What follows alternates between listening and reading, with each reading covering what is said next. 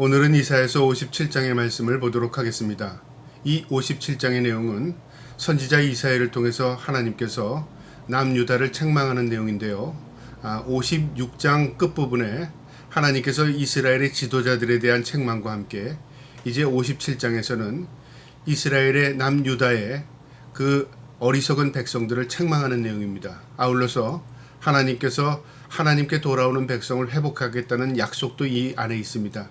오늘도 이 말씀을 통해서 그 신실하신 하나님의 약속을 다시 한번 믿고 회복할 수 있는 저와 여러분 되기를 축복합니다. 57장 1절입니다. 의인이 죽을지라도 마음에 두는 자가 없고 진실한 이들이 거두어감을 당할지라도 깨닫는 자가 없도다. 의인들은 악한 자들 앞에서 불리어 가는도다. 하나님께서 이 남유다의 어리석음을 지적하는 내용 가운데요. 의인이 죽어도 진실한 사람이 하나님께서 거두어감을 당해도 세상 사람들이 그 일을 보고 깨닫지 못한다 그 말입니다. 도덕적인 사람이 올바르 사는 사람이 고통을 당하고 악인에게 죽음을 당해도요 아무 감각이 없는 겁니다. 그리고 또 순교를 당해도 또 하나님의 택함 받은 백성들이요 아픔과 고난 가운데 있을지라도 세상이 그것에 대해서 아무 느낌이 없다 그 말이죠. 이것은 무엇을 의미하냐면요. 영적 감각이 마비가 온 겁니다. 옳고 그름을 판단하기 이전에요. 그들이 향락에 취해 있는 겁니다.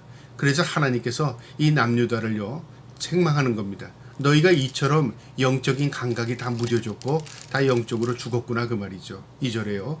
그들은 평안에 들어갔나니 바른 길로 가는 자들은 그들의 침상에서 편히 쉬리라. 하나님의 관점에서는요. 그 고난당하고 순교하고 그 하나님의 말씀대로 올바로 살던 사람들은요. 하나님께서 다 평안으로 인도했답니다. 우리는 죽음은 끝이라고 생각하는 사람들이 있는데요. 죽는 게 끝이 아니라 하나님을 믿고 그리고 하나님의 뜻대로 살던 사람이 죽으면요. 그들이 진정한 안식과 평안에 들어가는 겁니다. 평안에 들어갔나니 바른 길로 가는 자들은 그들의 침상에서 편히 쉬리라. 하나님의 위로의 말씀입니다. 인간의 관점에서는 누가 오래 살고 누가 짧게 살고 그거에 대해서 차이를 둘지 모르지만 하나님의 관점에서는 그가 어떻게 살았느냐 그리고 하나님께서 그의 영혼을 위로해 주시는 것입니다. 3절에요. 무당의 자식 간음자의 음녀의 자식들아 너희는 가까이 오라. 이제 일방 백성들 하나님을 저버렸던 올바로 살지 못했던 그 사람들에게 하나님께서 무당의 자식 간음자의 음녀의 자식들아 너희는 가까이 오랍니다. 그러니까 그들은요 심판받아 마땅한 존재라는 거죠. 그러면서 4절에 너희가 누구를 희롱하느냐 누구를 향하여 입을 크게 벌리며 혀를 내미느냐 너희는 폐역의 자식 거짓의 후손이 아니냐. 그들을 비웃고 웃고 비방했던 그들을 하나님은 오히려 책망하시면서 너희가 누구에게 비웃고 조롱하느냐 그 말이죠. 오히려 너희가 화를 당할 존재들이다 그 말입니다. 5절에 너희가 상수리 나무 사이 모든 푸른 나무 아래에 음욕을 피우며 골짜기 가운데 바위 틈에서 자녀를 도살하는도다. 그들이 어떤 죄를 졌냐면요. 우상숭배인데 우상숭배에서도 가장 이 하나님이 미워하시는 그 우상숭배를 한 겁니다. 몰록 제사죠. 자신의 자식을 사람을 잡아서 제물로 드리는 겁니다. 이런 흉악한 이런 우상숭배를 하면서도 깨닫지 못하는 겁니다. 그래서 하나님께서 그것을 책망하는 겁니다. 6절에요. 골짜기 가운데 매끄러운 돌들 중에 내 목이 있으니 그것들이 곧 내가 제비뽑아 얻을 것이라. 또한 내가 전제와 예물을 그것들에게 드리니 내가 어찌 위로를 받겠느냐. 하나님께서 내 목은 바로 우상 숭배자들을 그곳에 너희가 있다 그 말이죠. 그 목이 뭐냐면 심판입니다.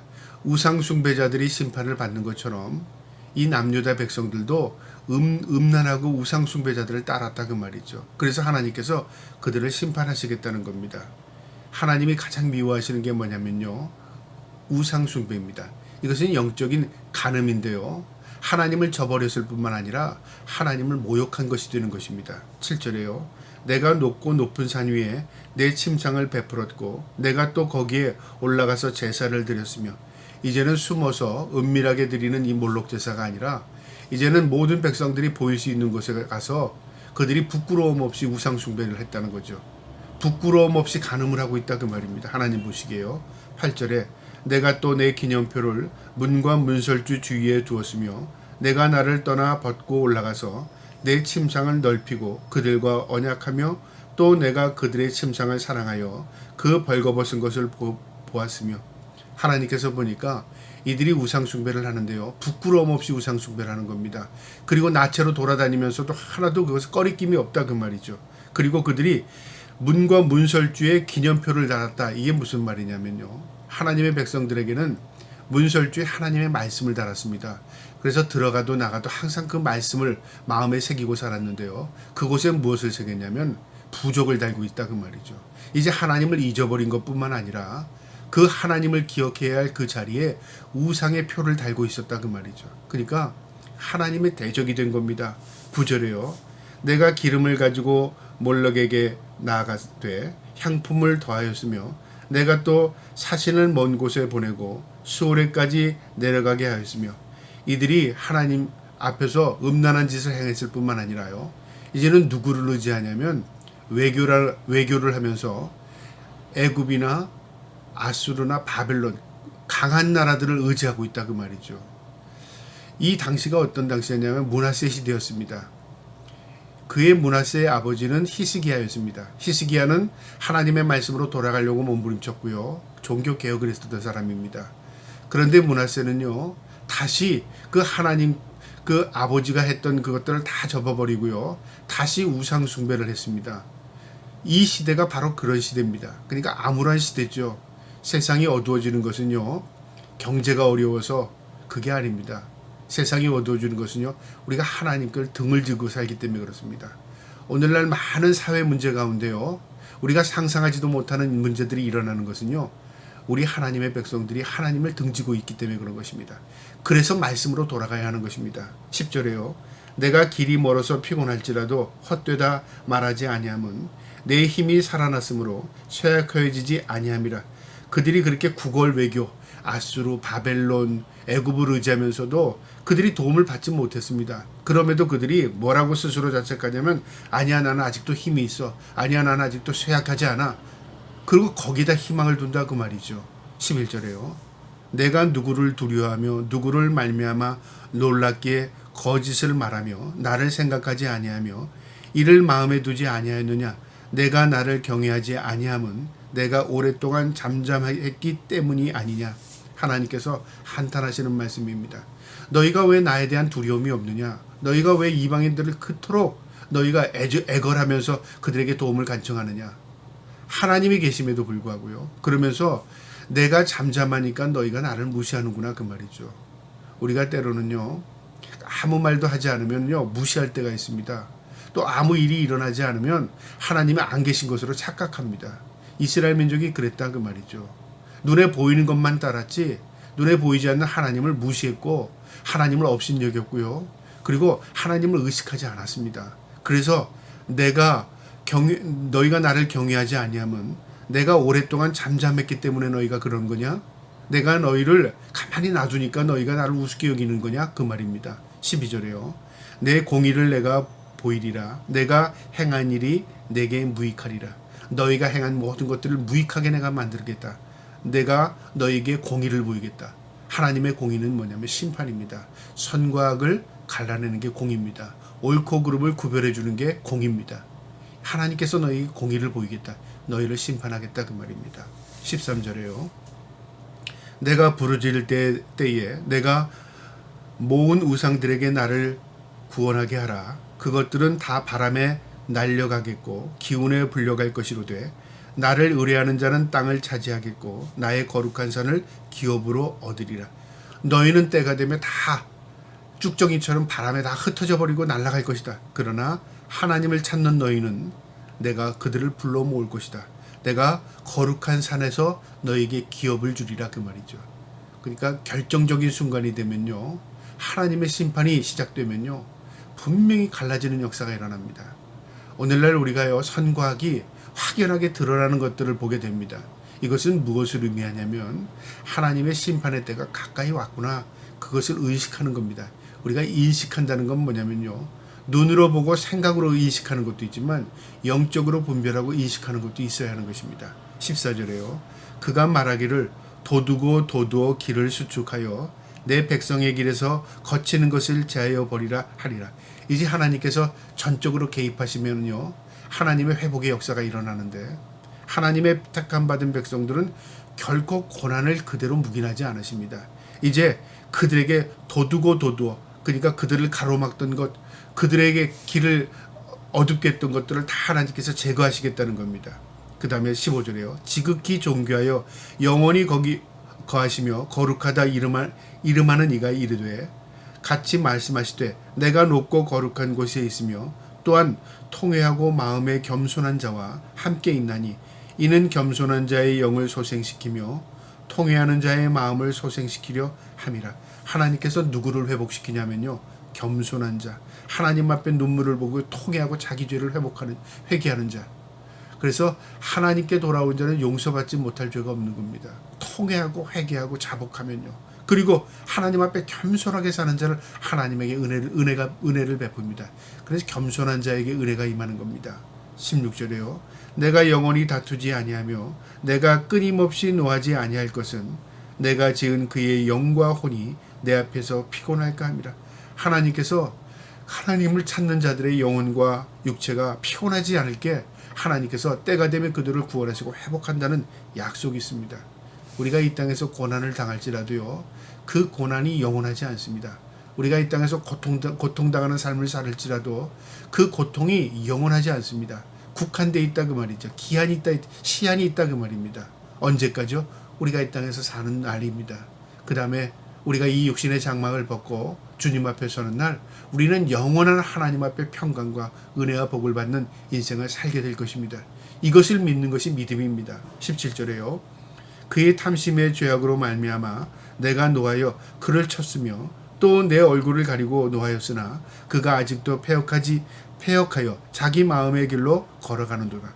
결코 죄를 회개해야 될 자들은요, 회개하지 않고 하나님을 등지고 산다 그 말이죠. 18절에 내가 그의 길을 보았은즉 그를 고쳐줄 것이라.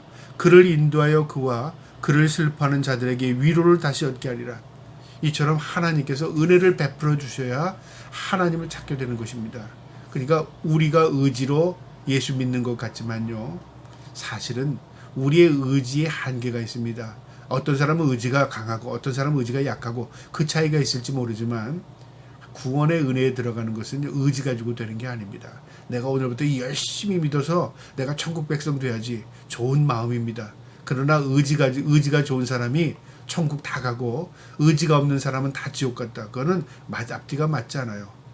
천국은 의지로 가는 것이 아니라 하나님의 국률과 은혜로 가는 것입니다. 은혜 아래 사는 것입니다. 은혜를 받은 사람은요, 하나님의 말씀을 사모하고 삽니다. 은혜를 사모하는 사람들은요, 하나님의 말씀과 뜻대로 살려고 힘씁니다. 이게 하나님을 의지하는 모습입니다. 하나님이 그들을 고치신답니다. 19절에요.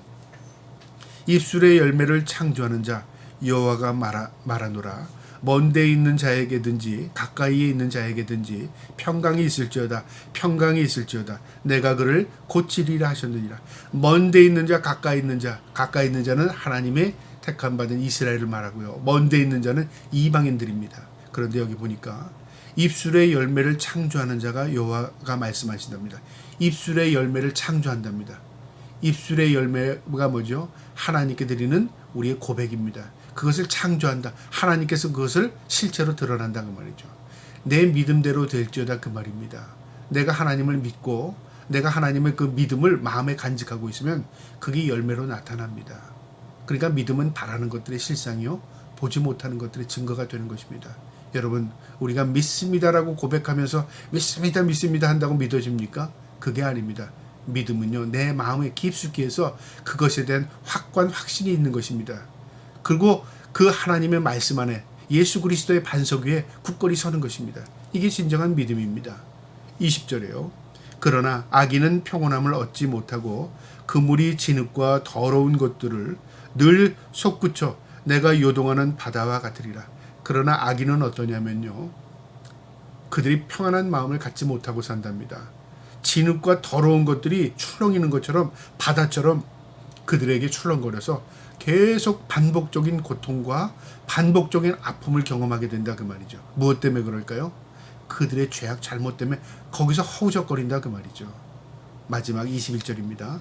내 하나님의 말씀에 악인에게는 평강이 없다 하셨느니라.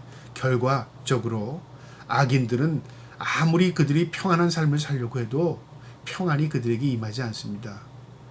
평안한 삶을 살려면요, 악을 떠나야 하는 것입니다. 우리가 하나님의 말씀대로라는 게 무슨 말이냐면 바로 그 말입니다. 내가 하나님의 말씀을 지키고 살면 내 안에 평강이 임하지만 내가 하나님께 등지고 살면요, 평강이 내게 임할 수가 없는 것입니다. 그리고 하나님께서 영원한 심판을 그들에게 하시겠다는 약속입니다. 오늘도 이 말씀 우리의 마음에 새기고요, 회복케 하시는, 그리고 하나님을 찾는 자들에게 하나님께서 놀라운 은혜를 베푸시는 그 놀라운 은혜를 우리의 가슴에 새기고 살 수 있기를 주님의 이름으로 축복합니다. 아멘.